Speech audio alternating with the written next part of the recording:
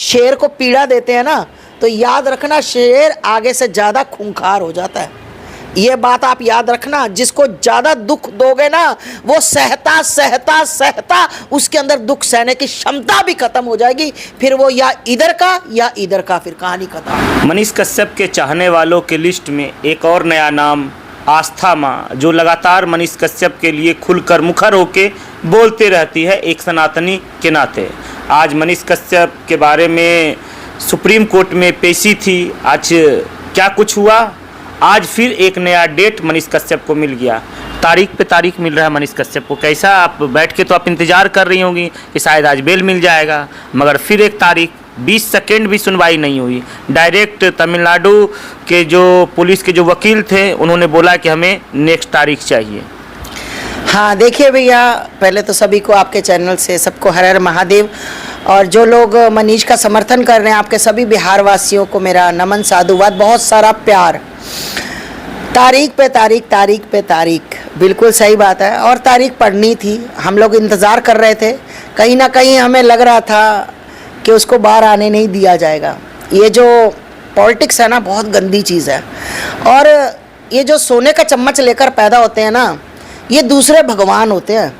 ये किसी के साथ कुछ भी कर लें तो इनको सब कुछ माफ़ होता है। बुरा तो होता है हम जैसों के लिए कि हम लोग हमेशा सत्य के लिए लड़ते लड़ते मर जाते हैं, झुकते नहीं हैं। पर मैं एक बात बता दूं, मनीष कश्यप जो है ना, वो आपका बेटा बिहार का, आपने कहा कि एक नया चेहरा मनीष कश्यप के लिए आया। मैं नया चेहरा नहीं हूँ, मैं बहुत पुराना चेहरा हूँ। जब मनीष जेल भी नहीं गया था, मैं तब से मनीष के लिए बोल रही हूँ और मरते दम तक उस बच्चे के लिए बोलती रहूँगी, क्योंकि वो सत्य का साथ देता है और सही काम करता है। और सबसे खुशी मुझे तब होती है जब बिहार के ही लोग मनीष का सपोर्ट करते हैं। और कुछ अभी मैं देख रही थी, कुछ उसके विपक्ष में भी बोल रहे हैं, वो सिर्फ भैया अपनी सत्ता चमकाने के लिए, अपना नेम फ्रेम करने के लिए। और बहुत अच्छी बात है अगर उन्होंने टाइम रहते ही अपनी औकात बता दी। ऐसे लोगों की औकात तो सामने आनी चाहिए ना, कि वो कहते हैं ना हमारे में कि इंसान का तब पता लगता है जब आपके ऊपर कोई दुख आता है कि आपके साथ कौन खड़ा, और साथ छोड़ के। अरे आप लोगों का तो मैं कहती हूँ गिनीज बुक में नाम आना चाहिए सभी का, जो आप लोग कहाँ बिहार से चलकर दिल्ली आए और कहाँ उसके लिए मारे फिर रहे हो, कहाँ आप जेलों में धक्के खा रहे हो कि हम मिलने जाए मनीष के लिए, हम बाइक लें, अपनी जान। आप, मुझे तो लगता है कल को आपको ना कहीं अंदर करवा दिया जाए, कहीं आपको ना उठवा दिया जाए, आपके ऊपर कुछ गलत आरोप ना लगा दिया जाए, तो ठीक है लगा दो, जेल में भिजवा दो, गोली मरवा दो। सीधा कहती हूँ कि सत्य की आवाज़ नहीं बंद होगी, गोली भी मरवा दो, वो भी खा लूँगी, पर सच नहीं बंद होगा कभी ज़िंदगी में। याद रखना, तुम मेरी जिब तो काट सकते हो, मेरे गोली तो मरवा सकते हो, पर भैया ना तो मुझे तोड़ सकते हो ना कुछ कर सकते हो। तुम जान भी ले लोगे ना चलेगा, पर सत्य के लिए इसी तरह मनीष की तरह बोलती हूँ, बोलती रहूँगी। अच्छा, एक सवाल है, जब मनीष को बिहार पुलिस ने पकड़ा, उसके बाद तमिलनाडु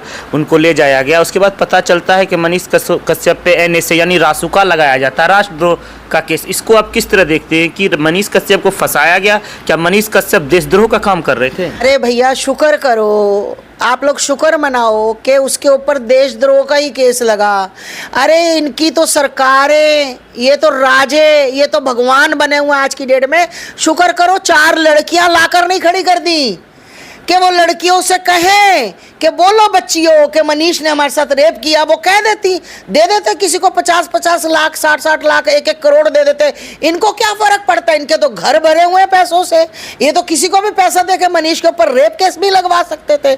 ये तो भैया अभी तो शुक्र करो इन्होंने ये काम नहीं किया, नहीं तो लड़कियां जैसे आगे आप देखो कितने संत जेल में बंद हैं, ये लड़कियों की वजह से तो बंद है। तो मनीष के ऊपर भी मैं पूछना चाहती हूँ, मेरे को गुस्सा भी आता, हंसी भी आती कि ऐसा क्या किया, सबूत तो करो। वो देशद्रोही है कैसे?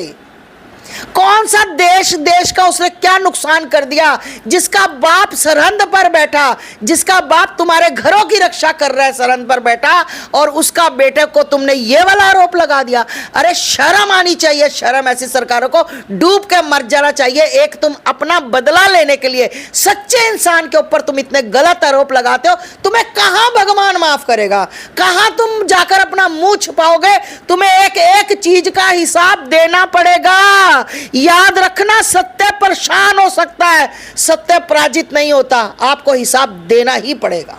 आप बहुत भावुक हो गई। एक सवाल है, क्या मनीष कश्यप को भारी तो नहीं पड़ गया डिप्टी सीएम तेजस्वी यादव को चैलेंज करना कि हम 180 दिन में सरकार गिरा देंगे? इसके कारण तो नहीं उस पर? बिल्कुल बिल्कुल, मनीष ने वो लोग कई बोलते हैं ना कि तालाब में रहकर मगरमच्छ से वैर नहीं करना। हाँ, तो वो उसने वैर नहीं किया था। वो तो बेचारा मगरमच्छ की बता रहा था कि मगरमच्छ इस तरह तो होता है बिहार के लोगों को कि भैया हाथ डालोगे तो भी खींच लेगा, पाँव डालोगे तो भी खींच लेगा। तो मनीष ने तो बेचारे ने नीचे उतर के देखा था कि मैं देखूं मगरमच्छ कैसा, तो वो निगल गया, मनीष को निकल गया। ये डर, मनीष का डर, अरे अगर बच्चे ने गलत बोल ही दिया किसी दुख के कारण से, हम भी जब पीड़ित होते हैं कुछ ऐसा शब्द बोल देते हैं, अनर्गल बात, हाँ बोल देते हैं जो हमें नहीं बोलनी चाहिए। बाद में उस बच्चे ने ऑनलाइन माफी भी मांगी, सबके सामने बोला कि मैंने ऐसे बोला, मेरा दुख। तो इसका मतलब ये हो गया कि तुम उसको इतने बड़े बड़े आरोप लगाकर और कहीं तमिलनाडु कहीं तुम FIR करा रहे हो। अरे कितना बड़ा देशद्रोही है, तुम्हें शर्म आनी चाहिए।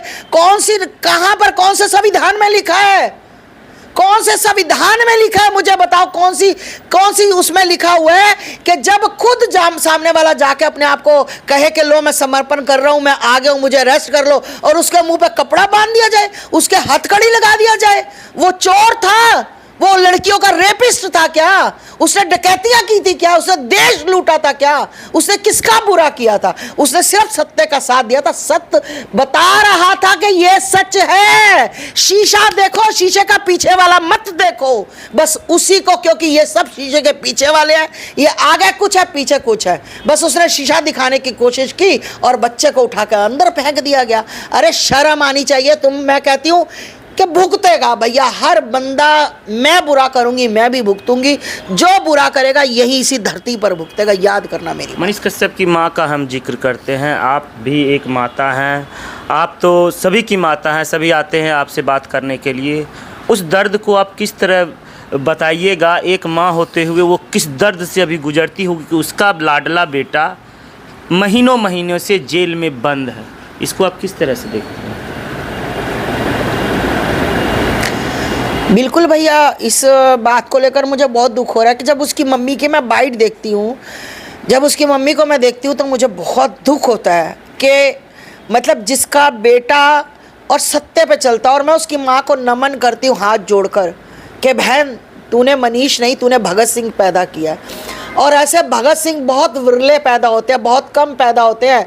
और सुन लो, जो लोग, मैं लोगों को बता दूँ कि जो सर फिरे होते हैं ना, सर फिरे, इतिहास वो ही लिखते हैं, आम आदमी इतिहास नहीं लिख पाता, सिर्फ सर फिरे। और मैं उसकी माँ को कहना चाहती हूँ कि अपने बच्चे के लिए कभी आंसू मत बहाना, क्योंकि ऐसे किस्मत वाले बच्चे किस्मत वाली कोख से पैदा होते हैं। हर किसी की माँ के नसीब में ऐसे बच्चे नहीं होते। अरे कोई बात नहीं, आपने देखा होगा, भगत सिंह को देखा, 23 साल की उम्र में मेरा भगत सिंह शहीद हो गया था।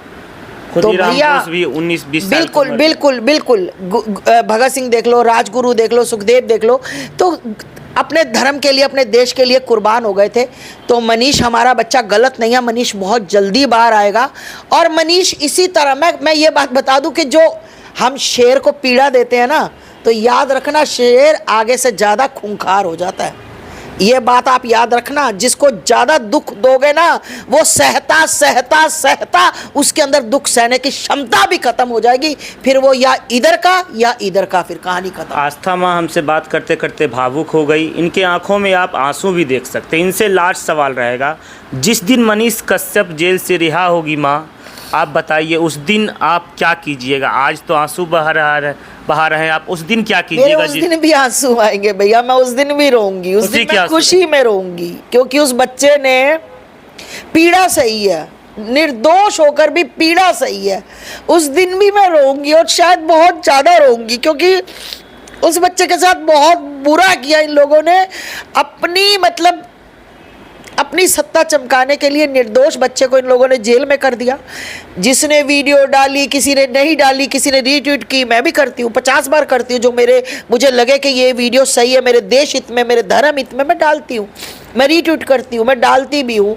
तो मैं मतलब मनीष जिस दिन जेल से बाहर आएगा मेरी खुशी का कोई ठिकाना नहीं रहेगा। मुझे बिहार भी आना पड़ा, मैं तुरंत फ्लाइट करके बिहार आऊँगी। और जब मनीष मेरा बच्चा यहाँ दिल्ली में आएगा, मैं कभी नहीं उससे मिली, कभी मेरी बात नहीं हुई, कभी नहीं मिली, कभी नहीं मिली, कभी बात भी नहीं हुई, फ़ोन नंबर भी नहीं है उसका। इतना भाव और ममता। हाँ, उसका नंबर भी नहीं है मेरे पास। पर मैं अपने घर में नवग्रह शांति का जो भी उसके ऊपर बुरी नजरें बुजरी बलाएं हैं, और महाकाल से यही कहना चाहूँगी कि इसी राख में स्वाहा हो जाए, इसी भूति में स्वाहा हो जाए कि उसके ऊपर आज के बाद कोई ऐसा कोई कांड ना हो। और वो बिल्कुल निर्दोष है भैया, मान के चलो। आज मुझे इस बात की खुशी है कि आप लोग उसके समर्थन में हो। बहुत खुशी मुझे इस बात की कि बिहार का बच्चा जिसके लिए मनीष ने कुछ किया आज खुल के बोल रहा है। आज उसको किसी सरकार का कोई डर नहीं है। मरना तो एक दिन सबको ही है भैया, सबको मरना है, पर जो सत्य के लिए लड़ के मरता है ना, माना वही जाता है। ऐसे तो कुत्ते बिल्लियां तो रोज के मरते हैं, क्या फायदा से मरने का जो सत्य के लिए ना लड़े। हमारे साथ आस्था माँ थी, बहुत भावुक हो गई लास्ट में बात करते करते, क्योंकि मनीष कश्यप बहुत दिन से जेल में है। जब जैसे ही मैंने उनकी माँ का जिक्र किया तो इनके भी आंखों में आंसू आ गए। अभी हम लोग दिल्ली में हैं।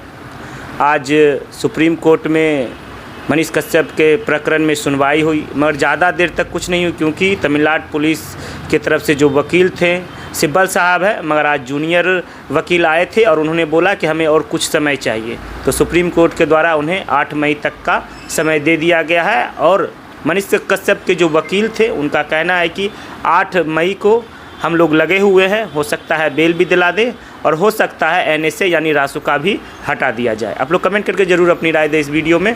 धन्यवाद।